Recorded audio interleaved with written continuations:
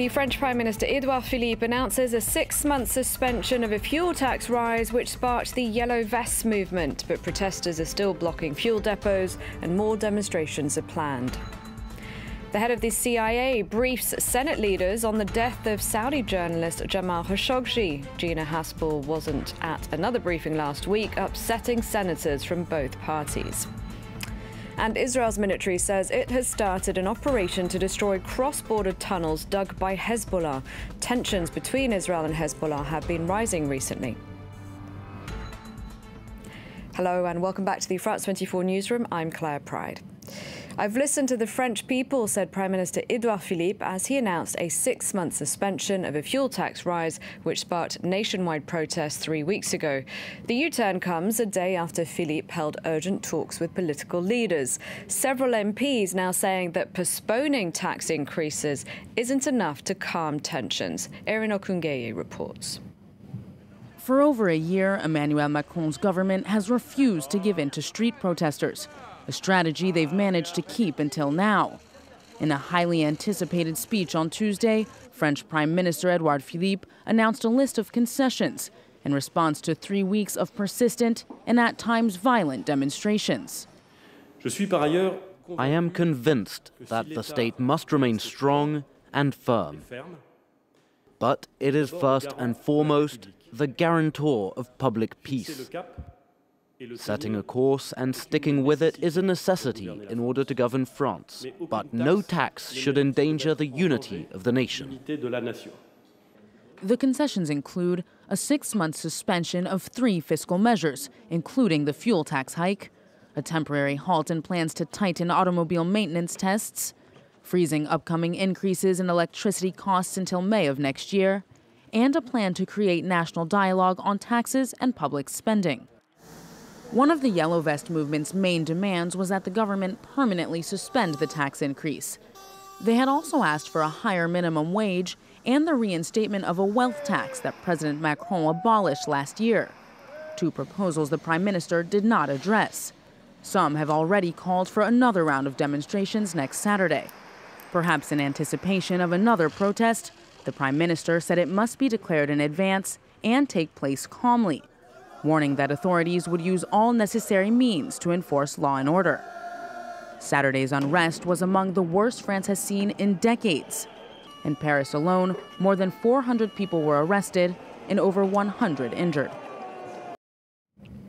And the French Prime Minister is being grilled by MPs. Clément Bonnereau is at the National Assembly for us. He joins me now. Clément, what's the latest?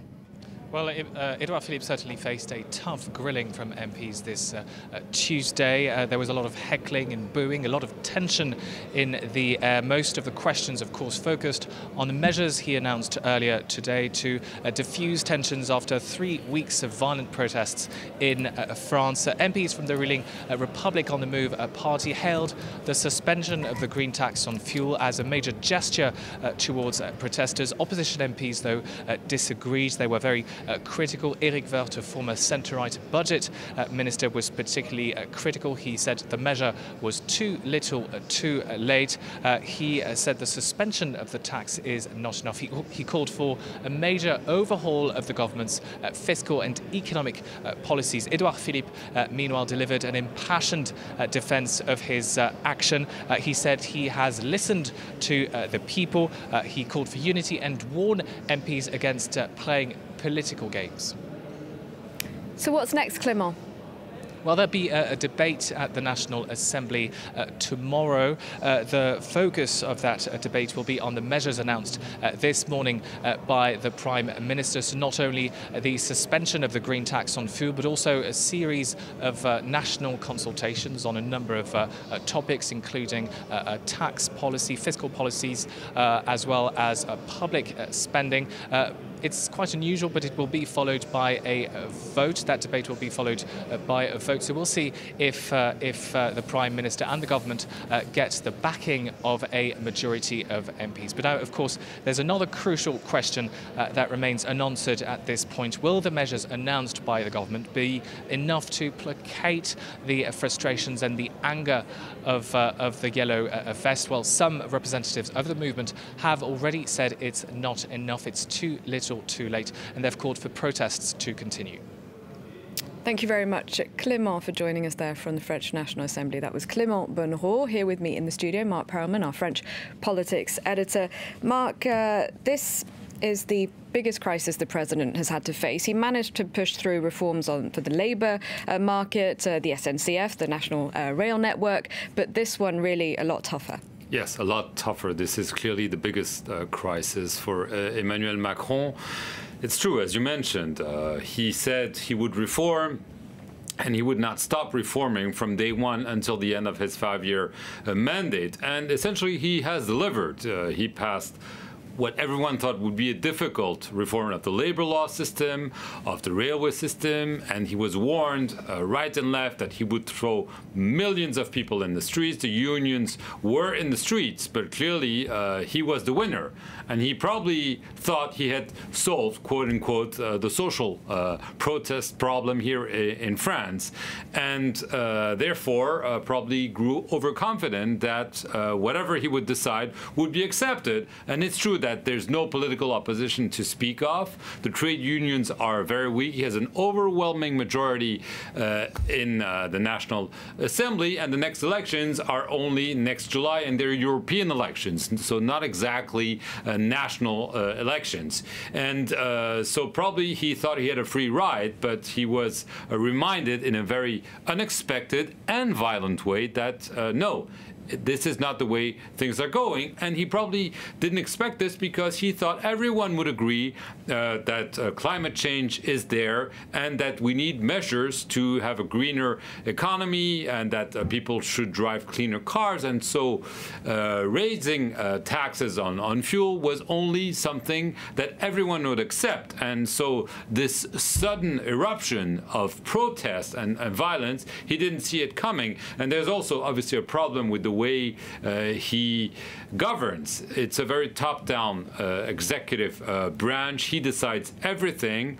All the MPs are new MPs, and so they don't have the political flair that usual politicians might have. Some criticize it, but it's useful when you have protests and so on that you can relay. And also the government, they're not very heavyweight ministers. There are not a number of heavyweight ministers in the government, and so therefore Emmanuel Macron is alone facing this protest, and the protest might continue because we've heard from the Yelves today saying, first of all, this is not enough, and second, we haven't heard Emmanuel Macron. He's just sending his prime minister to deliver the message. No, we want him to speak to us, and that's really the big issue. If the protests continue, Emmanuel Macron might have no choice. He might have to address the issue, maybe make more concessions, and in doing so, really dent his reputation as a reformist, someone who would change France for good.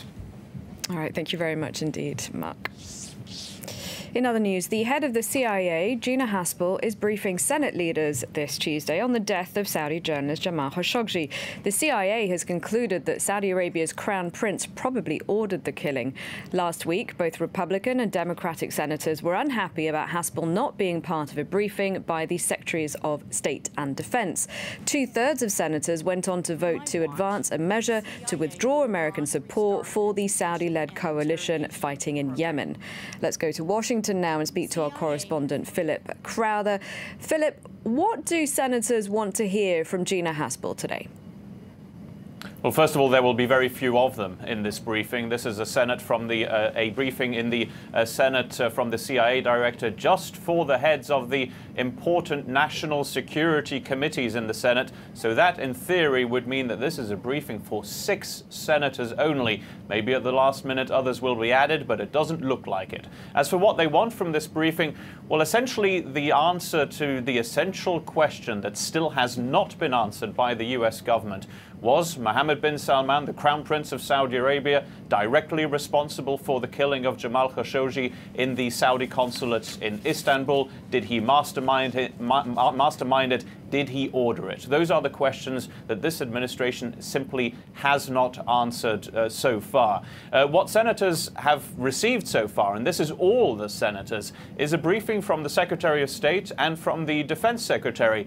But Gina Haspel, the CIA director, was sorely missing in that briefing, and that is why this one has been hastily arranged. In the meantime, of course, we know where the White House stands on this, with that statement from the US president 2 weeks ago, firmly putting his and his administration's support behind Saudi Arabia, and certainly not believing those reports that the CIA is pretty sure that the person who was responsible for the killing of Jamal Khashoggi was indeed the Crown Prince of Saudi Arabia, Mohammed bin Salman. Maybe there will be a concrete answer from Gina Haspel in this behind closed doors briefing in the US Senate today.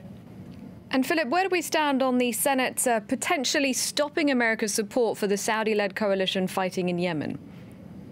Well, there is going to be debate and potentially a vote even at the end of this week or the beginning of next at the earliest. This would end the US military support for Saudi Arabia in the war in Yemen. And this is a very, very rare thing, if it was indeed to happen, for the US Senate to take control, because it can, and decide to vote against US military involvement abroad. It is simply something that doesn't tend to happen. And of course, the US president and this administration don't want that to happen and are trying to stop it at the very last moment. And that is where this briefing from Gina Haspel, the CIA director, comes in. This is a last chance, really, for this administration to convince senators that it has done all it needs to do to convince them who was responsible for the killing of Jamal Khashoggi. None of that has happened so far, and presumably this simply won't be enough, because if you brief only 6 senators, admittedly some of the most important senators who lead the national security committees, you're not reaching the whole US Senate, who would be voting on that measure to stop US military support for the Saudi war in Yemen. Thank you, Philip. Philip Crowther in Washington. Let's stay in the States because George H.W. Bush's coffin is lying in state at the U.S. Capitol. It arrived from Texas on Monday ahead of a funeral service on Wednesday. Now, amongst those paying their respects to the former president who died on Friday, aged 94, Donald Trump and his wife. They're due to attend tomorrow's funeral service at the National Cathedral. Israel's military says it started an operation to put cross-border tunnels dug by Lebanon's Hezbollah out of use. It's not clear how many tunnels there are. Israel's military said they weren't yet operational, but posed a threat to Israeli civilians. Tensions between Israel and Hezbollah have been rising recently. Catherine Viet has more. Israeli bulldozers dig along the border with Lebanon. The army says it's discovered what it's calling terror tunnels dug into its territory by the Iranian-backed Shiite militant group Hezbollah. The IDF started a military operation in northern Israel. The purpose of this operation is to destroy attack tunnels built by Hezbollah from the territory of Lebanon into the territory of Israel. Israel will do all it takes in order to protect its citizens and its territory. Officials say that while the tunnels were not yet operational, they posed an imminent threat to Israel. Dubbed Northern Shield, the operation comes on the heels of a meeting between Israeli Prime Minister Benjamin Netanyahu and U.S. Secretary of State Mike Pompeo in Brussels on Monday.